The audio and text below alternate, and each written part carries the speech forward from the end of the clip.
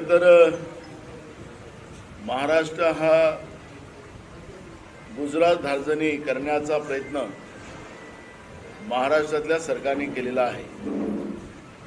मोठ्या प्रमाणात गुजरातमधून ड्रग महाराष्ट्रामध्ये गुजरातमध्ये पाठवायचा आणि आपल्या राज्यातलं सरकार गुजरातला नतमस्तक आहे अशा पद्धतीचं वातावरण आज आहे।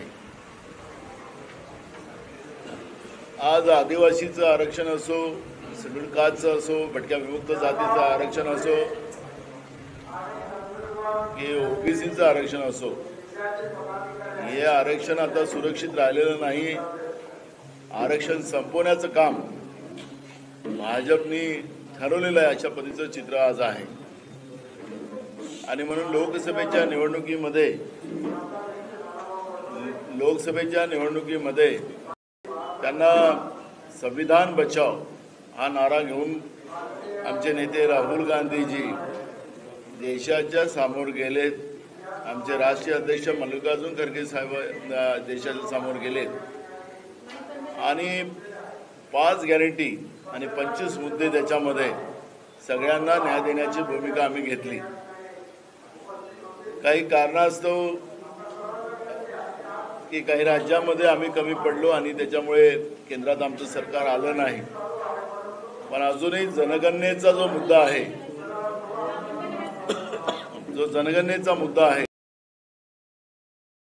त्या मुद्द्याला लोकसभेमध्ये त्याच ताकदीनं मांडण्याचं काम केलेलं आहे। आणि राहुल गांधीजी बहुजनांसाठी लढतात आहे, पण राहुल गांधीजींना ज्या पद्धतीनं भाजपच्या मंत्र्यांनी जिसकी जात नहीं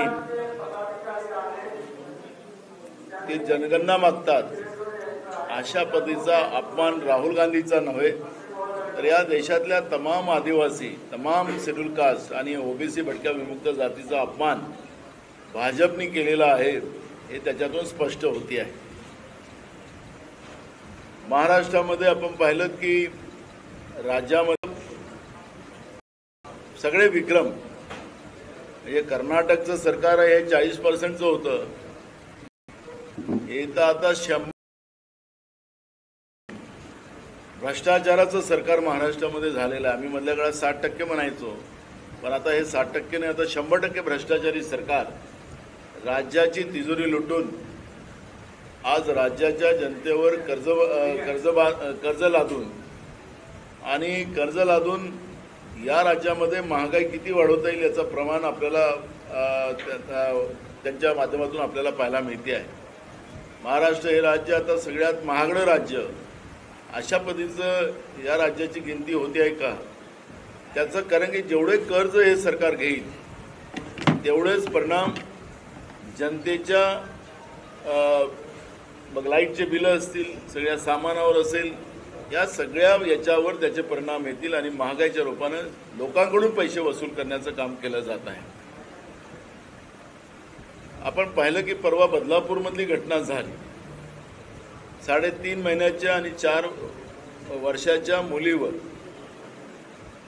ज्या नराधमांनी बलात्कार केला, मी काल त्या ठिकाणी जाऊन आलो। ती शाळा भाजप आणि RSSच्या विचाराची आहे आणि म्हणून पोलिसांवर एक दबाव होता की हे सगळं प्रकरण उघडकीस येऊ नये। पण त्या लहान चिमुरड्या मुलींना जो त्रास होत होता त्या त्रासाची कंप्लेंट जे काही पालकांच्या लक्षात आलं ते संस्था चालकांकडे गेले आणि संस्था चालकांनी सांगितलं की शाळेची बदनामी होईल, तुम्ही कुठं जाऊ नका, पण पुढच्या काळात असं काही होणार नाही याची काळजी आम्ही घेऊ। पण त्याच काळामध्ये 12 आणि 13 तारखेला ह्या घटना झालेल्या होत्या। त्या काळातलं CCTV फुटेज या लोकांनी गायब केलं की अशी घटनाच झाली नाही हे दाबण्याचा प्रयत्न केला। 15 तारखेला राज्याचे मुख्यमंत्री बदलापूरला गेलेत। एक कार्यक्रम नगरपालिकेचा तिथं होता।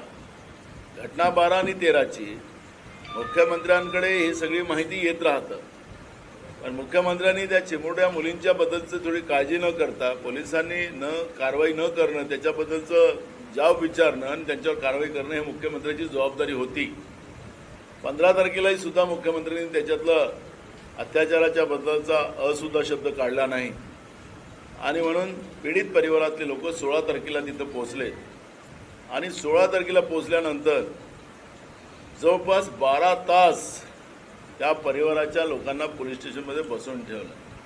त्याच्यामध्ये एका मुलीची आई गरोदर होती, ती सुद्धा बगर पाण्याने कुठली व्यवस्था न देता त्यांना तात्काळ ठेवण्याचं काम त्या ठिकाणी झालं। काही सामाजिक संस्थांनी, काही सामाजिक लोकांनी ते त्या ठिकाणी मूव्हमेंट केली। त्या दबावाच्या खाली पोलिसांनी नाईलाजानं गुन्हा दाखल केला। पोलीस पुन्हा कारवाई करत नाही, आरोपींना पकडलं जात नाही, म्हणून जन आंदोलन उभं झालं। तिथं कुठलाही तुम्हाला त्या दिवशी आपण 20 तारखेचं जन आंदोलन आपण पाहिलं, कुठल्याही राजकीय पक्षाचा एकही चेहरा त्या ठिकाणी पाहायला मिळाला नाही। सरकार सांगतं की हे राजकीय प्रेरित आहे, सरकार सांगतं की विरोधकांनी इथं विरोधक राजकारण करताय, मुख्यमंत्री म्हणतात, उपमुख्यमंत्री म्हणतात। अरे हा राजकारणाचा विषय नाही आहे, हा सावित्रीबाई फुल्यांचा महाराष्ट्र आहे। ज्या सावित्रीबाई फुल्यांनी आज आमच्या मुलींना जी संधी दिली, देशाच्या राष्ट्रपती असतील, देशाच्या प्रधानमंत्री ज्या आज महिला आहेत, तर ते याच महाराष्ट्राच्या मातीमध्ये जन्माला आलेले सावित्रीबाई फुले आणि महात्मा ज्योतिबा फुले यांचं योगदान आहे।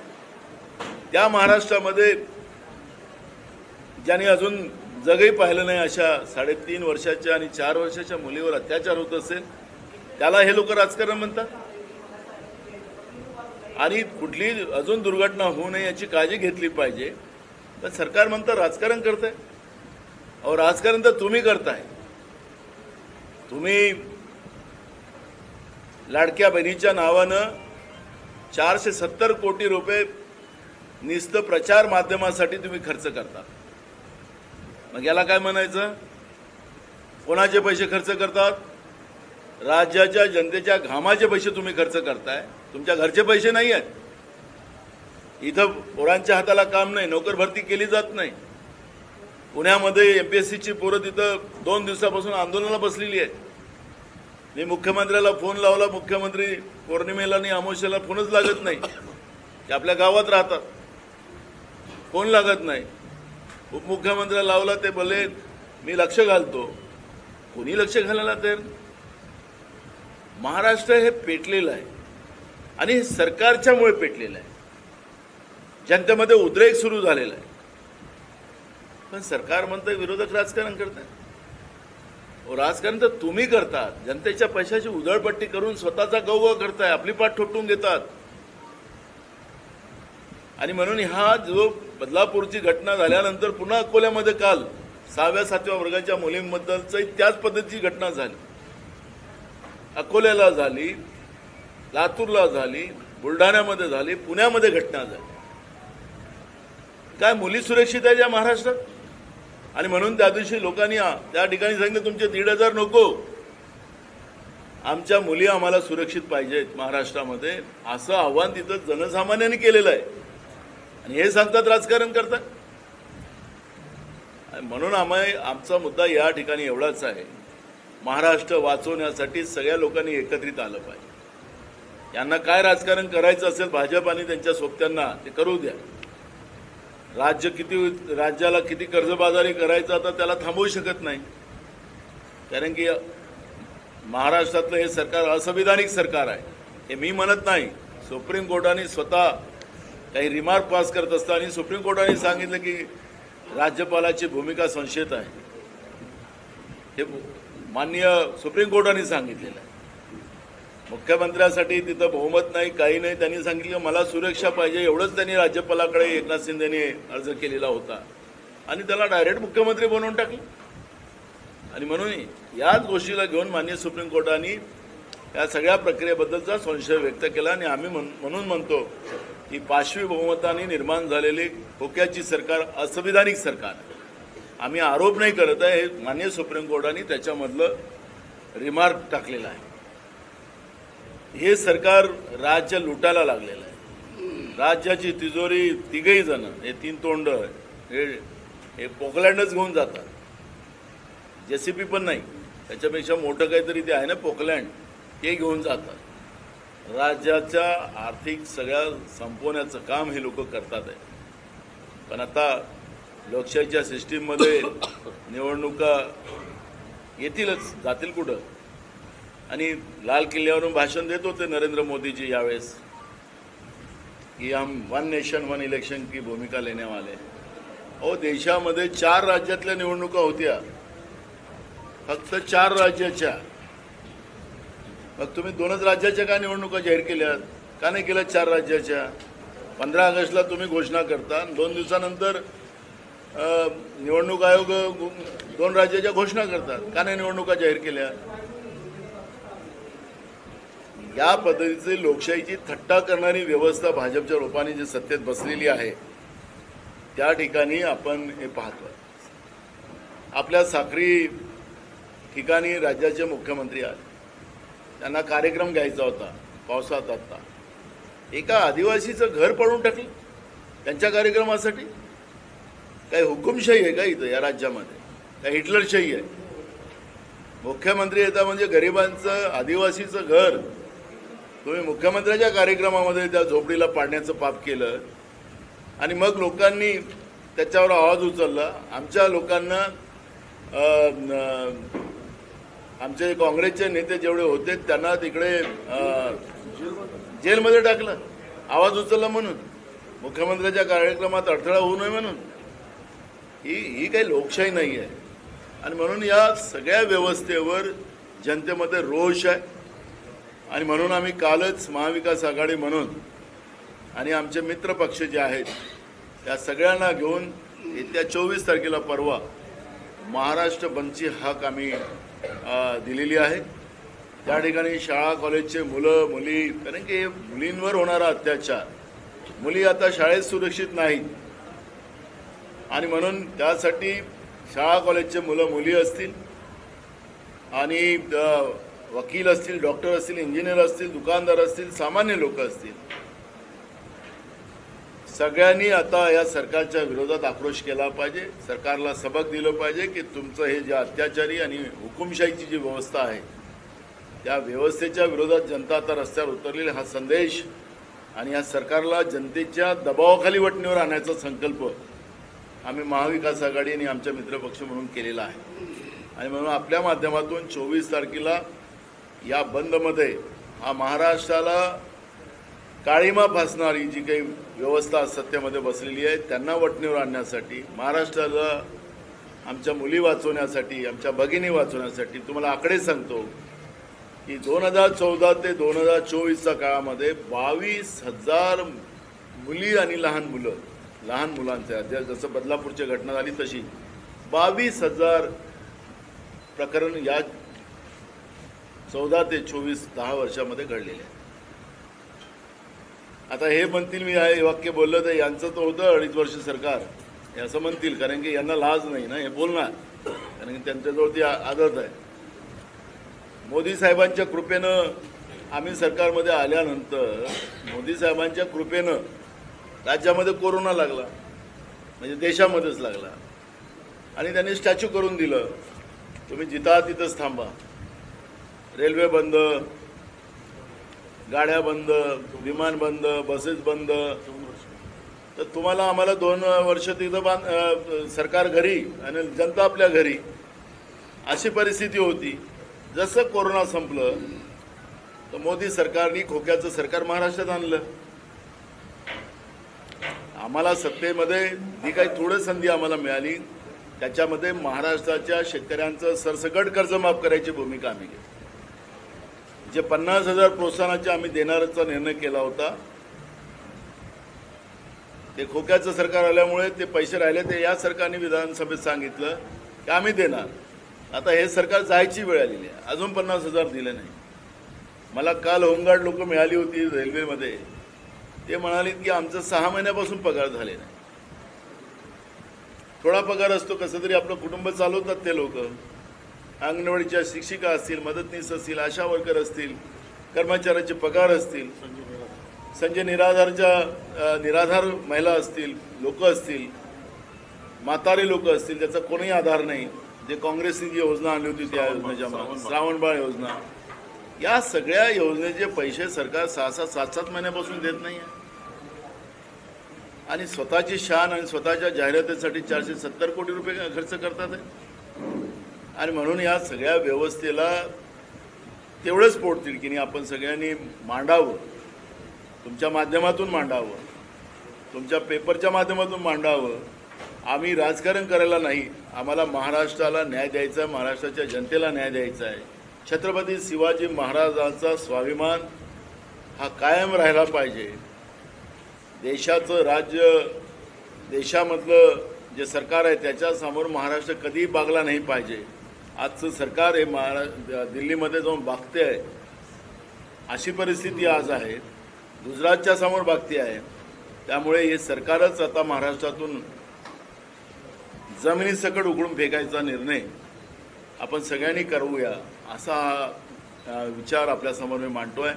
आज आम्ही जळगाव, धुळे आणि नंदुरबार या 3 जिल्ह्याच्या आमच्या प्रमुख कार्यकर्त्यांचा आढावा बैठक या विधानसभेच्या निवडणुकीच्या माध्यमातून संघटनात्मक आणि सगळ्या कामकाजाचा आढावा आम्ही या ठिकाणी घेणार आहोत. त्यासाठी आज आम्ही नंदुरबार इथं आलेलो.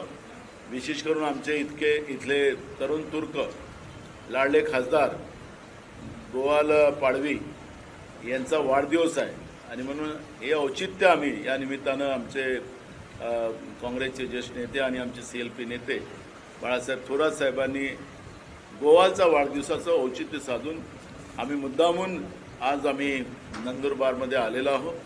गोवालला काँग्रेस पक्षाच्या वतीनं आणि नंदुरबार जिल्ह्याच्या जनतेच्या वतीनं मला आम्ही शुभेच्छा देतो. आणि फार मोठं नेतृत्व काँग्रेस पक्षासाठी गोवाल पाडवीच्या निमित्तानं व्हावं आणि त्यांनी आपल्या आईवडिलांचं आणि काँग्रेसचं दोन्ही नाव वाढवावं, अशा पद्धतीच्या शुभेच्छा मी त्यांना देतो. धन्यवाद.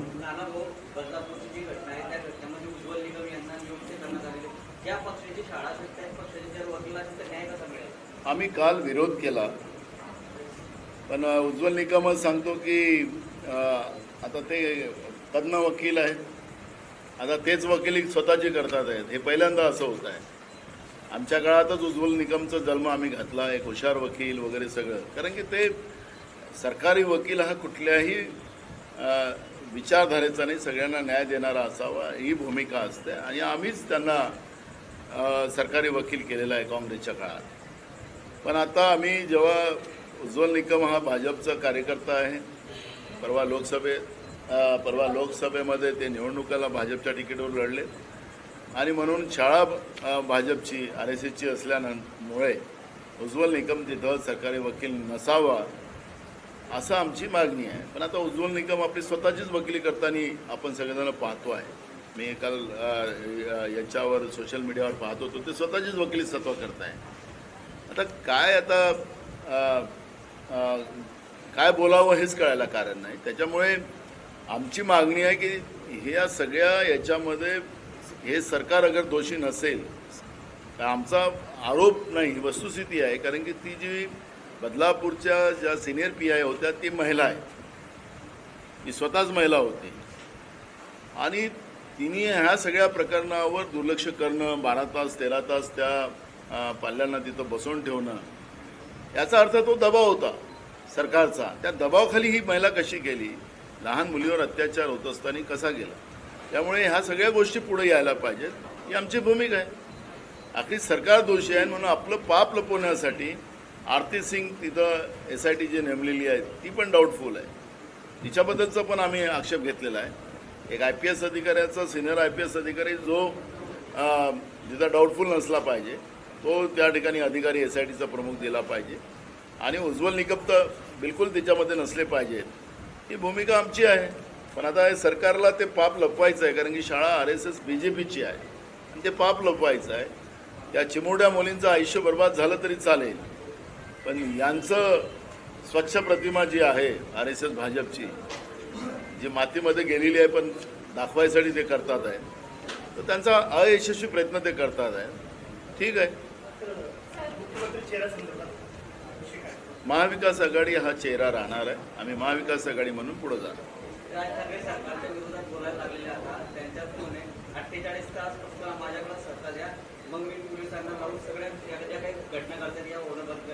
आम्ही त्यांच्यावर कुठली प्रतिक्रिया द्यायची नाही असं ठरलेलं आहे.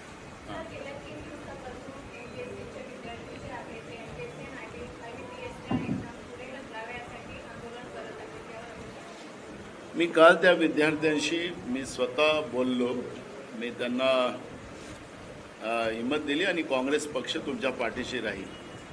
मी तुम्हाला सांगतो की मोदीजी सांगतात की 60 साल काँग्रेस सत्ता में रही है. बरोबर आहे, ते आम्हाला सर्टिफिकेट देतात आहे, त्यांचं सर्टिफिकेट आम्हाला कामाचंच पडतं. तुम्हाला दिल्ली बोर्ड म्हणजे केंद्रीय बोर्ड आणि राज्य बोर्ड, दिल्ली बोर्डाने काही परीक्षा जाहीर केल्यात, मग रेल्वेच्या असतात, बँकेच्या असतात, अशा अनेक दिल्ली बोर्डाच्या परीक्षा असतात. तर आम्ही राज्याच्या बोर्डामध्ये त्या परीक्षा त्या काळात घेत नाही. त्या परीक्षा आम्ही रद्द करतो आणि त्या संपल्यानंतर आम्ही देतो. या पहिल्या मागं असं हा आतापर्यंतचा आपली पद्धत राहिलेली आहे. कारण की मुलांना प्रत्येक ठिकाणी संधी मिळावी आणि तिथं कुठंतरी ते लागावेत नोकरीला, अशा पद्धतीची भूमिका आमची होती. पण ह्या सरकारने या सगळ्या मुलामुलींची चेष्टा करण्याच्या दृष्टिकोनातून केंद्राच्या बोर्डाच्या परीक्षा आणि राज्याच्या बोर्डाच्या परीक्षा एकत्रित घेतल्यात. एक दुसरा महत्त्वाचा विषय की ॲग्रिकल्चर BSc ॲग्रिकल्चर मुलांचा जो स्ट्राईक आत्ता पुण्यामध्ये जो चाललेला आहे, त्यांची जी पदं भरायची आहेत ती पदं यांनी नोटिफिकेशन त्याचं नाही काढलं. म्हणून स्वाभाविक आहे की शिकलेले मुलं मुली आता ओव्हर एज होणार, आता संधी मिळाली नाही तर त्यांचं आयुष्य खराब होणार. गेल्या 2 दिवसापासून ते मुलं मुली दिवस रात्र तिथं बसलेले, उठले नाहीत. मी काल राज्याचे उपमुख्यमंत्री फडणवीस साहेबांसोबत बोललो. उपमुख्यमंत्री आहेत फडणवीस साहेब, त्यांच्याशी मी फोनवर बोललो. त्यांना सांगितलं की आपण लक्ष घाला आणि तुमचा जो रजनी सेठ नावाचे जे MPSCला अध्यक्ष आहेत त्या IPS अधिकारी आहेत. खरं तर तिथं IAS असतो, पण यांनी आता हे सरकारने नवीन नियम करतात आहे ते आहे. ते म्हणाले की आम्हाला जिथपर्यंत सरकारकडून येणार नाही तिथपर्यंत आम्ही नोटिफिकेशन काढणार नाही. पोलीस कमिशनर तिथले त्यांची वकिली करत होते, मी त्यांच्याशी पण बोललो.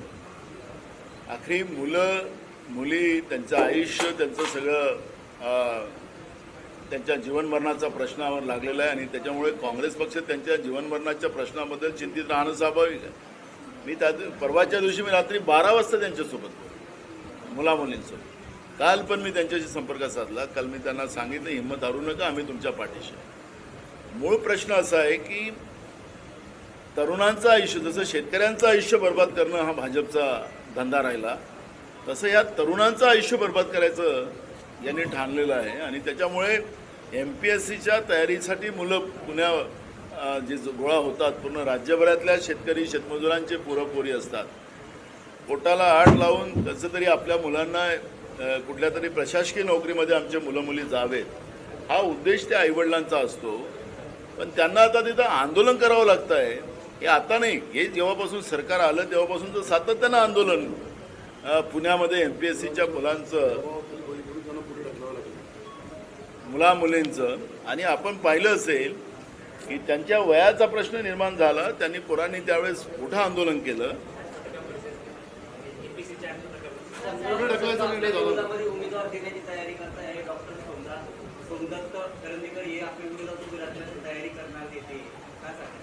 कुठं मला जेव्हाचं तेव्हा पोहते कुठं आता.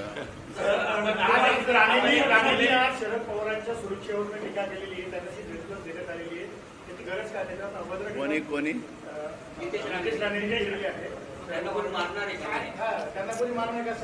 मला कोणाच्या बद्दल प्रश्न विचारता तुम्ही? ज्याच्यावर बोलायचंच नाही आम्हाला तुम्ही काय प्रश्न विचारता? सांगितलं की लाडकी बहीण योजना असेल किंवा इतर योजनांसाठी सरकार वेगवेगळे प्रकारे कर्ज घेत आहे. राज्यावरती कर्जाचा बोजा होतोय आणि जो नागरिकांच्या पडणार आहे जे तुमच्या लाडकी बहीण योजनेला विरोध आहे. आम्ही कुठं म्हटले? आम्ही याच्यापेक्षा चांगली योजना नाही, ऐका ना, त्याला आम्ही राज्य सक्षम केलं, कर्जबाजाराने डुबवलं. इथं तर कर्ज काढून दिवाळी साजरी केली जाते. आमचे लोक आमचे बुजुर्ग सांगायचे कर्ज घेऊन दिवाळी साजरी केली जात नाही. हे कर्ज घेऊन दिवाळी साजरी करतात आहेत. आम्हाला योजनेचा विरोध कधीच राहिला नाही. आम्ही देणार आहे, याच्यापेक्षा चांगले आम्ही योजना देणार आहे. मग आता निवडणूक प्रक्रिया सुरू होऊ द्या, मी याच्यापेक्षा चांगली योजना किंवा देईन. फंड कुठून अवेलेबल आम्ही करू ना, रिसोर्सेस उभं करू. महाराष्ट्र असं एक राज्य आहे की या राज्याला कर्ज घेऊन दिवाळी साजरी करायचं काही गरज नाही. सर लोकसभेची निवडणूक विधानसभेची निवडणूक आगामी येऊ घातलेली आहे. महाविकास आघाडीची बैठक होत आहे. नंदुरबार जिल्ह्यातून या मतदारसंघातून लढण्यासाठी महाविकास आघाडीचे वेगवेगळे नेते गुडघ्याला पाशिंग बांधून बसले. तर वाटप जागा वाटपाचा तिढा कसा सुटणार? गुडघ्याला बाशिंग नाही बांधलं जात, डोक्याला बांधलं जातं.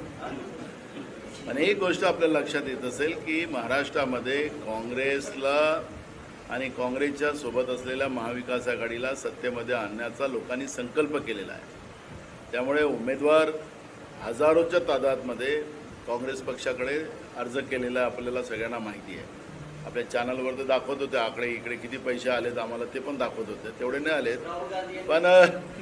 पण ही गोष्ट लक्षात ठेवली पाहिजे की काँग्रेसला सत्तेमध्ये आणण्यासाठी सगळ्यांनी आता आणि काँग्रेससोबत महाविकास आघाडीला सत्तेमध्ये आणण्यासाठी मोठ्या प्रमाणात जनतेनेच आता प्रक्रिया सुरू केलेली आहे.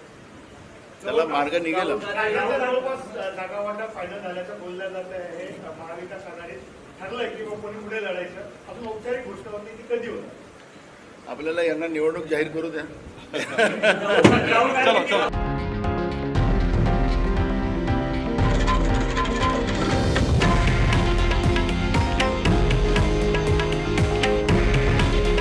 हे आहे देशातील नंबर 1 न्यूज नेटवर्क आणि आपण पाहत आहात TV9 मराठी. काळजी तुमची, हित महाराष्ट्राचं.